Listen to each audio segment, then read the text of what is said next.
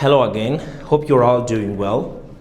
Today we are going to learn about three important kinds of pronouns. These pronouns can help us speak and write English more naturally and correctly. First, we will learn about subject pronouns, which are used as the subject of an action. Then we will learn about object pronouns, which are used instead of the object in a sentence or which receive the action. And finally, we will learn about reflexive pronouns, which are used when the subject and the object are the same person. So let's start the lesson. نن په دغه دریو ضمیرونو باندې خبرې کوو چې subject pronouns دي، object pronouns دي او reflexive pronouns دي. خو مخکې له دې چې دغه تشریح ته راشم، لومړی باید دغه شیان وپېژنو. یو جوړښت ما لیکلی دی subject plus verb plus object. دا یو ساده جوړښت دی. کېدای شي ځینې نفر دا خبره وکړي چې ولې کمپلیمنټس نه لیکي یا ولې پریډیکیټ نه لیکي، خو موږ دا جوړښت د دې لپاره لیکو تر څو هغه خپلې موضوع ته په سم ډول ورسیږو. لومړی به تاسو سبجیکټ وپېژنئ. سبجیکټ چې دی، سبجیکټ the doer of an action is called subject. د یو عمل ترسره کوونکي ته سبجیکټ ویلی کیږي. The doer of an action is called subject. د یو عمل ترسره کوونکي ته څه ویلی کیږي؟ سبجیکټ ویلی کیږي. مثلا څوک چې کار کوي هغه په جمله کې سبجیکټ دی. یا دوم تعریف یې داسې هم کولی شو چې what we are talking about is called subject. د هر څه په اړه چې موږ او تاسو خبرې کوو هغه سبجیکټ دی. مثال لیکل شوی دی Ali fixes the car. Ali موټر جوړوي. Ali fixes the car. دلته دغه موټر څوک جوړوي، دغه کار څوک کوي؟ څوک یې کوي؟ Ali ترسره کوي. نو موږ وایو چې سبجیکټ څوک دی؟ Ali دی. دوهم دلته action verb لیکل شوی دی. action verb. Action verb is used to show what the subject does in a sentence. Action verb موږ ته دا ښایي چې په جمله کې سبجیکټ کوم کار ترسره کوي یا څه کوي. مثلا همدغه مثال بیا راخیستل شوی دی. Ali fixes the car. Ali موټر جوړوي. سبجیکټ خو موږ او تاسو وپېژندلو چې څوک و؟ Ali و. خو اوس تاسو فکر وکړئ په دغه جمله کې Ali کوم کار کوي؟ جوړول کوي. نو فکس چې شو دا څه شولو؟ اکشن ورب شولو، جوړول، فکس. ورستی object دی. object چې دی the receiver of an action is called object. The receiver of an action is called object. د یو عمل ترلاسه کوونکي ته object ویلی کیږي چې په چا باندې دغه عمل اجرا کیږي. همغه مثال بیا راخلو. Ali fixes the car. سبجیکټ مو پیژندلو، کار څوک کوي؟ Ali کوي. دا سبجیکټ شولو. کوم کار ترسره کوي؟ څه ترسره کوي؟ جوړول کوي. آفرین، موټر جوړوي. دغه ورب شولو، اکشن ورب. او دغه کار په څه شي یا په چا باندې ترسره کوي؟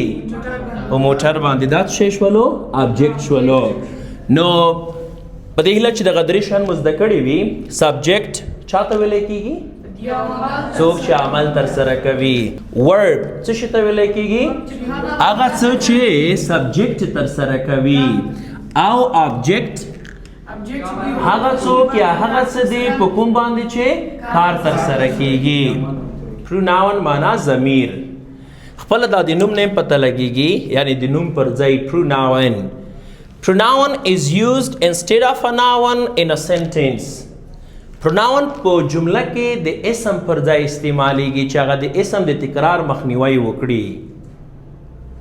لکه Ali saw Wali. Ali ولی ولیدو. Ali saw Wali.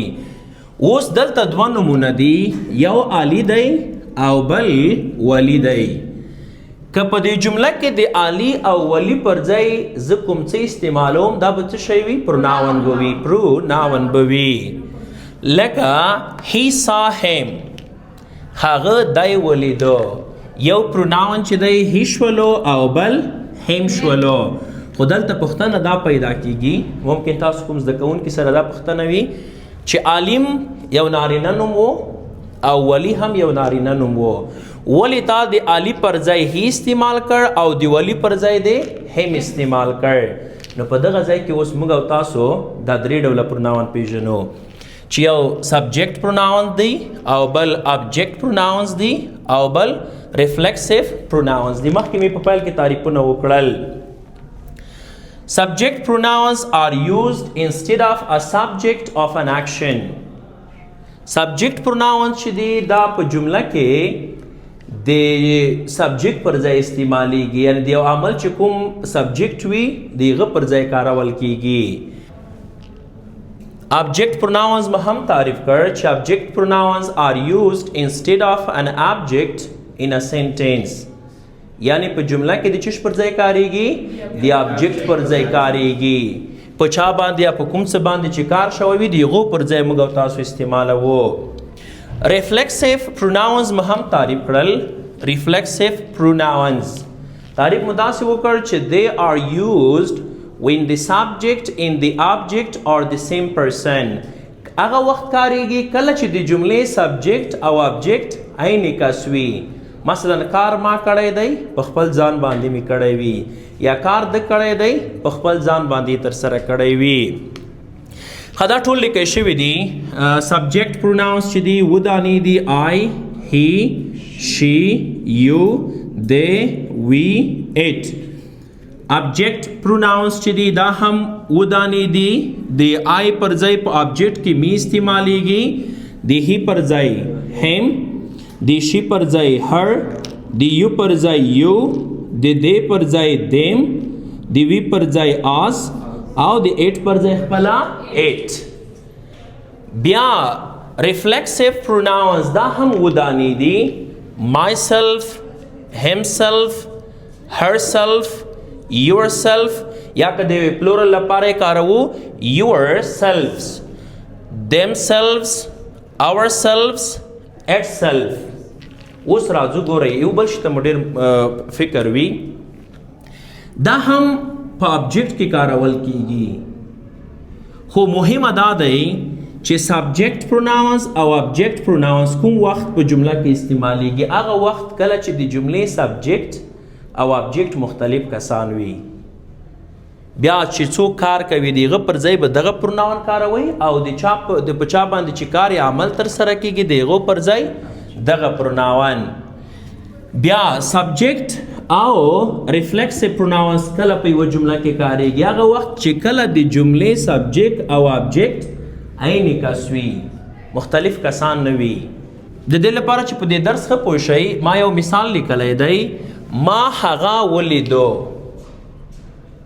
یا ما هغه ولیده کار چا کړی لیدل چا کړی دی ما کړی دی د ما پر ځای به کوم پروناون استعمالوو سبجیکټ پروناونز کوم پروناون سبجیکټ او بل څه شی مې کړي دی لیدل هغه خو اسیم اکشن ورب شولو دا لیدل شوی څوک دی د عمل په چا باندې اجرا شوی دی په هغه باندې نو د هغه پر ځای زه مجبور یم چې ابجیکټ پروناون استعمال کړم دا چې کار ما کړی دی زه وایم چې آی څه شی مې کړي لیدل سا څوک مې لیدلی دی هغه هم آی سا هم اوس دغه جمله سرچپه کوو داسې وایو پروناون بدلوو هغه زه ولیدم اوس کار هغه وکړ په ما باندې وکړ دغه عمل په ما باندې اجرا شو نو اوس به د هغه پر ځای داسې نه وایم چې هم سا می دا غلطیږي که ته دا فکر وکړې چې هلته هم هغه وکړ نو ته یې ولې پر ځای هم استعمال کړ هلته ابجیکټ کې استعمال شوی و اوس چې کله په سبجیکټ کې کارول کیږي د هغه پر ځای به ته له دغې کټګوري څخه یو پروناون انتخابوي د نارینه لپاره کوم پروناون استعمالیږي هی نو داسې به ووایې چې هی سا آی که هی سا می هی سا می ځکه دلته کار په ما باندې شوی زما په ځای باید کوم پروناون استعمال شي ابجیکټ پروناون استعمال شي بل که بیا داسې وشوي چې مثلا دغه د جملې سبجیکټ او آبجیکټ پروناونز دواړه عین کس وي نو بیا د سبجیکټ پروناون سره باید کوم پروناون استعمال شي ریفلیکسیو پروناونز مثلا ما خپل ځان ولیده کارم ما کړی دی په خپل ځان باندې مې ترسره کړی دی نو داسې وایم چې I saw myself څه ډول وایم I saw myself آیا داسې ویلی شم چې I saw me نه ولې نشو ویلی ځکه موږ وویل چې سبجیکټ او آبجیکټ پروناونس هغه وخت په جمله کې کاریږي کله چې د جملې سبجیکټ او آبجیکټ څنګه وي مختلف کسان وي دلته خو سبجیکټ او آبجیکټ دواړه زه یم چې زه یم نو باید دلته سبجیکټ استعمال شي او دلته ریفلیکسیو پروناونس بل تاسو ته یو تمرین لیکلی دی called Ali کوم یو صحیح کیږي he که him که myself ولې زه اوس مثلا تاسو ته وایم په پښتو تاسو بیا انګلیسي ته وژباړئ دوی موږ سره مرسته کوي موږ دوی سره مرسته کوو دا مو کورنۍ دنده دی او څوک مو چې د فیسبوک پر صفحه تعقیبوي هغه د کمنټونو کې ولیکي دوهم مثال هغه زه را دعوت کړم ما هغه را دعوت کړ ډیره مننه په دې هیله چې درس مو زده شوی وي